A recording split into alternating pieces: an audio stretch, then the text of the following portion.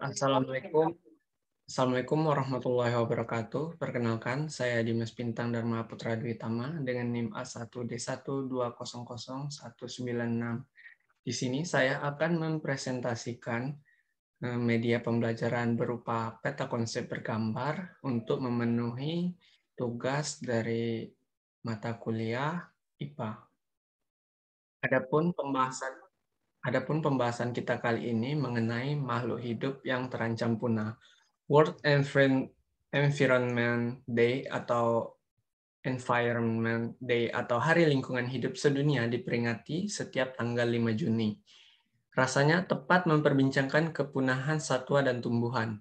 Peringatan itu bertujuan untuk meningkatkan kesadaran global untuk mengambil tindakan positif dalam melindungi alam dan planet bumi. Pertama kali diperingati pada tahun 1972 dan ditetapkan oleh Majelis Umum Perserikatan Bangsa-Bangsa.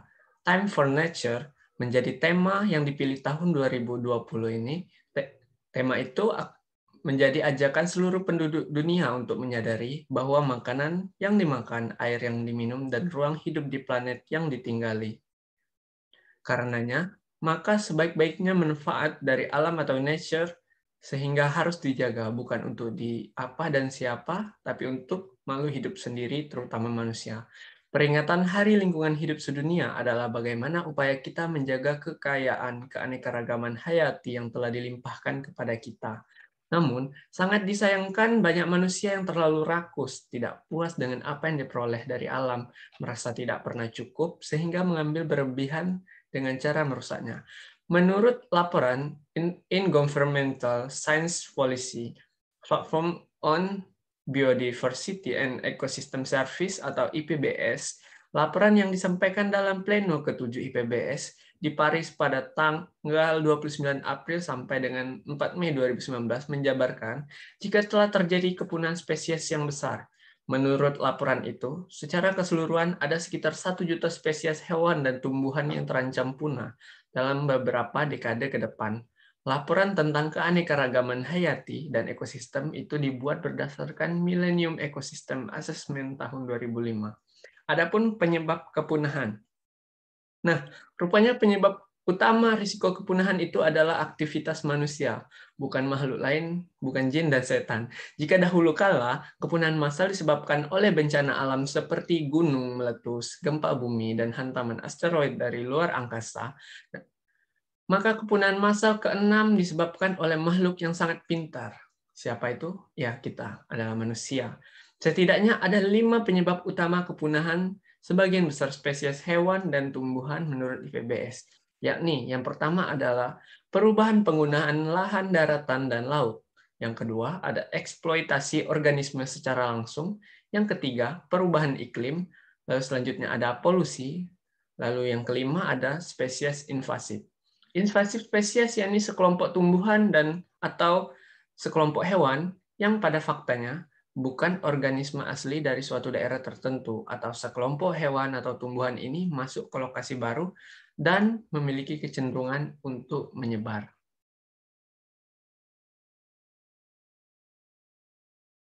Kita akan masuk kepada makhluk hidup yang terancam punah yang merupakan golongan dari hewan. Yang pertama ada orangutan. Ini adalah gambar dari orangutan tersebut. Nah, istilah orangutan diambil dari dalam bahasa Melayu, yaitu orang yang berarti manusia dan utan yang berarti hutan. Orangutan mencakup 3 subspesies, yaitu orangutan Sumatera atau Pongo abeli, orangutan Kalimantan atau Borneo, yang nama latinnya Pongo pygmaeus, lalu ada orangutan Tapanuli atau Pongo tapanuliensis. Orangutan memiliki hubungan kekerabatan yang dekat dengan manusia dengan tingkat kesamaan DNA sebesar 96,4%.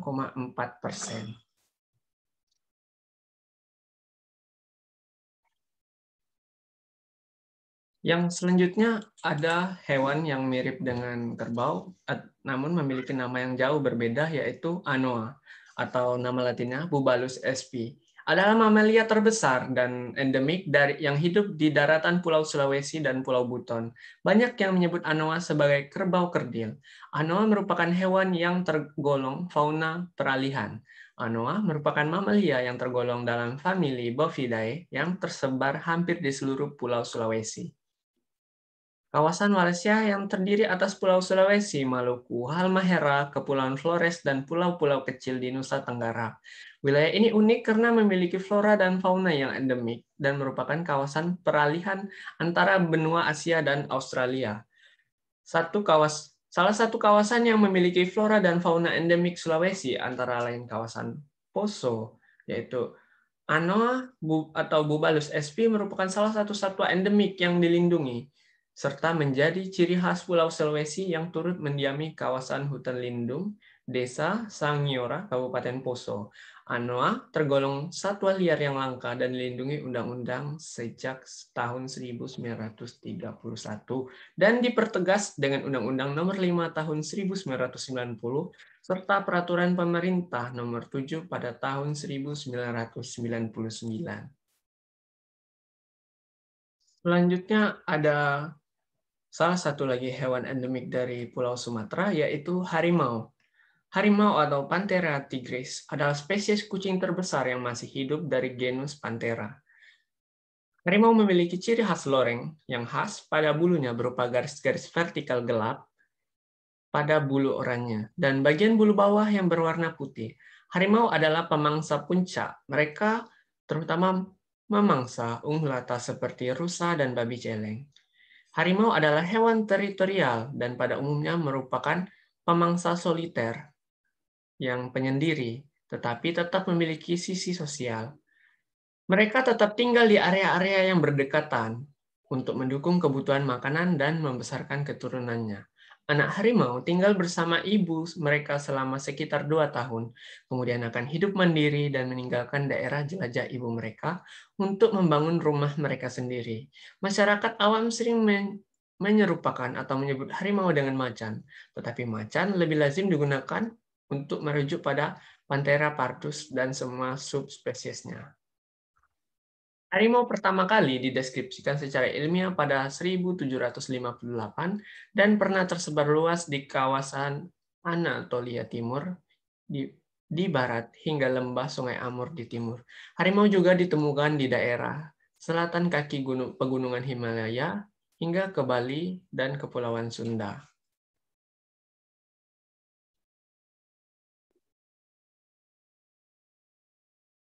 Selanjutnya ada komodo atau juga biasa disebut dengan biawak komodo dengan nama latin Varanus komodoensis. Adalah spesies biawak yang besar dan terdapat di Pulau Komodo, Rinca, Flores, Gili Motang, dan Gili Dasami di Provinsi Nusa Tenggara Timur, Indonesia. Di provinsi biawak ini, oleh penduduk asli Pulau Komodo disebut juga dengan nama setempat Ora. Nah, Komodo merupakan spesies terbesar dari familia Varanidae, sekaligus kadal terbesar di dunia dengan rata-rata panjang 2 hingga 3 meter, dan beratnya bisa mencapai 100 kg. Komodo merupakan pemangsa puncak di habitatnya karena sejauh ini tidak diketahui adanya hewan karnivora besar lain selain biawak ini di sebarang geografisnya. Tubuhnya yang besar dan reputasinya yang mengerikan membuat mereka menjadi salah satu hewan paling terkenal di dunia. Sekarang, habitat komodo yang sesungguhnya telah menyusut akibat aktivitas manusia, sehingga lembaga IUCN memasukkan komodo sebagai spesies yang rentan terhadap kepunahan. Biawak komodo telah ditetapkan sebagai hewan yang dilindungi oleh pemerintah Indonesia dan habitatnya dijadikan taman nasional, yaitu Taman Nasional Komodo yang tujuannya didirikan untuk melindungi mereka. Selanjutnya ada badak Jawa atau Rhinoceros sondaicus. Disebut juga badak Sunda atau badak bercula satu kecil. Adalah sebuah anggota famili Rhinocerotidae dan salah satu dari 5 spesies badak yang masih ada pada saat ini. Badak Jawa termasuk ke dalam genus yang sama dengan badak India yang memiliki kemiripan dalam kulit bermosaik yang menyerupai baju baja, namun lebih besar daripada badak Jawa. Badak ini memiliki panjang 3,1 hingga 3,2 meter dan tinggi 1,4 hingga 1,7 meter. Badak ini memiliki ukuran cula yang paling kecil daripada cula spesies-spesies badak lainnya. Selanjutnya, badak ini pernah menjadi salah satu badak yang paling banyak tersebar di Asia. Binatang ini sebelumnya pernah hidup di sepanjang Asia Tenggara, India, dan Tiongkok. Spesies ini kini statusnya sangat kritis, dengan hanya tersisa sedikit populasi yang ditemukan di alam bebas dan tidak ada di kebun binatang. Badak ini kemungkinan adalah mamalia terlangka di bumi. Populasi 50 hingga 60 badak hidup di Taman Nasional Ujung Kulon di Pulau Jawa, Indonesia. Lalu selanjutnya kita akan beralih kepada makhluk hidup yang terancam punah, kategori tumbuhan.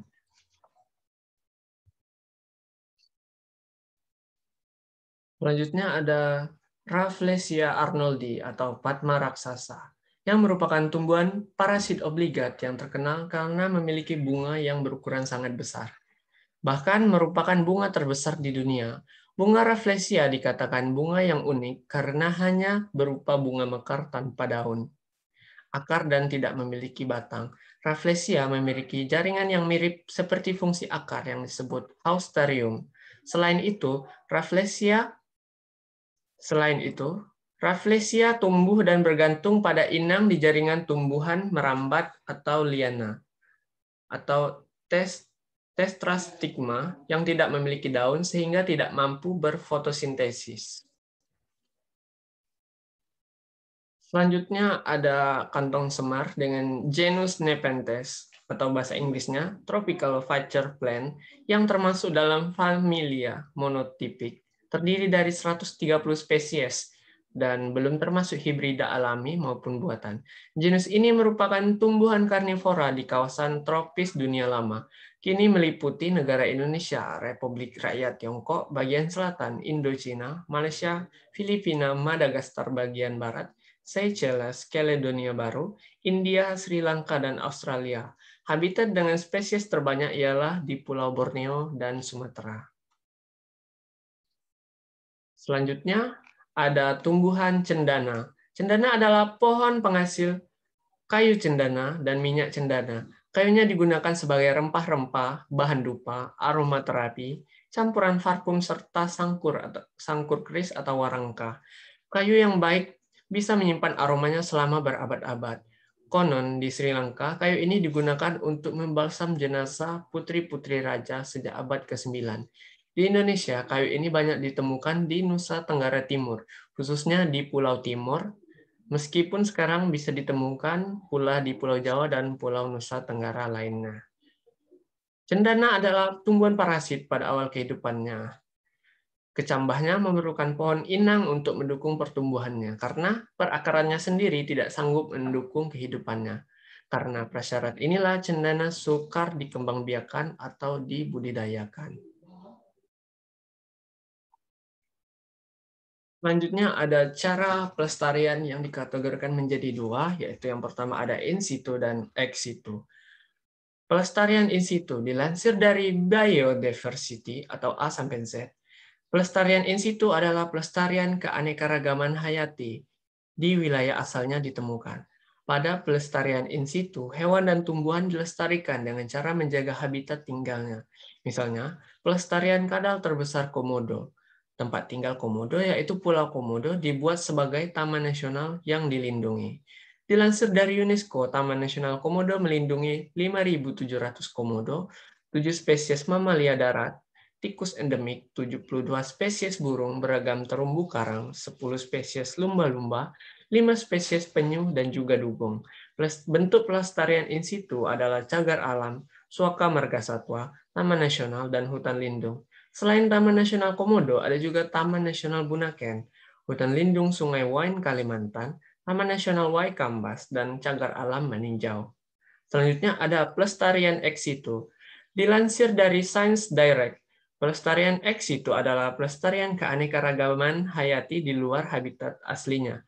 Pada pelestarian ex situ, hewan atau tumbuhan yang akan dilestarikan dibawa keluar dari habitatnya dan dimasukkan ke dalam habitat baru yang lebih bisa terkontrol.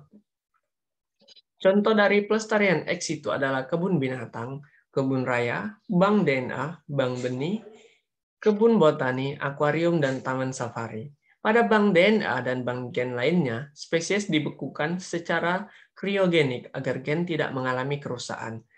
Seperti pelestarian in situ yang melestarikan komodo di wilayah aslinya, pelestarian ex situ membawa komodo keluar dari wilayah aslinya ke wilayah baru yang dibuat mirip dengan wilayah aslinya. Contohnya adalah pelestarian komodo di Taman Safari Indonesia yang telah berhasil mengembangbiakan dan menetaskan telur komodo. Contoh lainnya penyu raksasa Yangtze yang nyaris punah dan kini 3 spesies yang tersisa dirawat di kebun binatang Suzhou, Cina. Adapun sebagai pelengkap ada upaya pelestarian. Hal-hal yang dapat dilakukan untuk melestarikan makhluk hidup yang terancam punah antara lain memberi dukungan terhadap upaya pelestarian, memberikan edukasi dan sosialisasi, melaporkan orang yang berburu satwa langka, menghindari transaksi satwa langka, serta membuat penangkaran. Baik, itulah presentasi dari media pembelajaran berupa peta konsep bergambar dari saya. Lebih dan kurang saya mohon maaf. Terima kasih kepada seluruh teman-teman yang telah memberikan perhatiannya. Saya akhiri. Wassalamualaikum warahmatullahi wabarakatuh.